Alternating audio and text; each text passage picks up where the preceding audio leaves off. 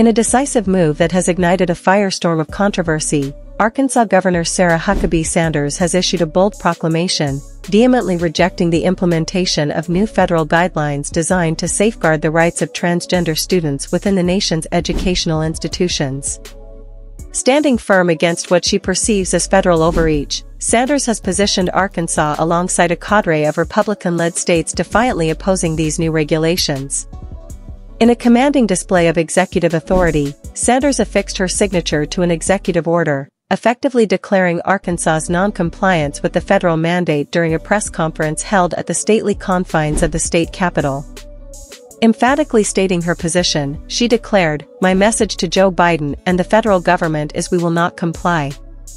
At the heart of this contentious issue lies a recent federal regulation aimed at elucidating Title IX, a pivotal 1972 statute initially conceived to rectify gender-based discrimination, which has since been expanded to encompass protection against discrimination based on sexual orientation and gender identity. Sanders, however, contends that these new guidelines represent a wholesale reinterpretation of the law, prompting her steadfast refusal to acquiesce. Sanders' resolute stance mirrors similar actions taken by several other states, including Texas and Oklahoma, which have steadfastly instructed their educational institutions to disregard the federal directive. This collective defiance has precipitated a flurry of legal challenges, with lawsuits cropping up in federal courts across the nation, from Texas to Alabama, contesting the validity of the rule.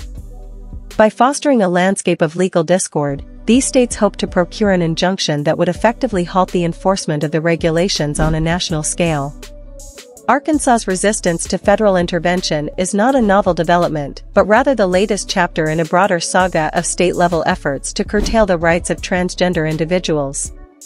Recent legal battles have seen Arkansas embroiled in contentious disputes over issues ranging from gender-affirming care for minors to the recognition of non-binary gender identities on official identification documents. Predictably, Sanders' executive order has drawn swift condemnation from civil rights advocates, who decry it as a regressive measure that imperils the rights and well-being of LGBTQ individuals. Megan Bailey, spokesperson for the American Civil Liberties Union of Arkansas, decried the order as a stark defiance of laws to protect against discrimination and a clear, aggressive attack on the well-being and freedoms of LGBTQ people in our state.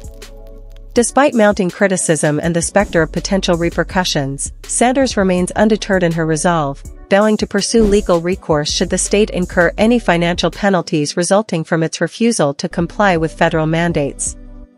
Yet, detractors caution that such obstinance could precipitate a significant loss of federal funding, underscoring the high stakes of this acrimonious showdown between state sovereignty and federal oversight.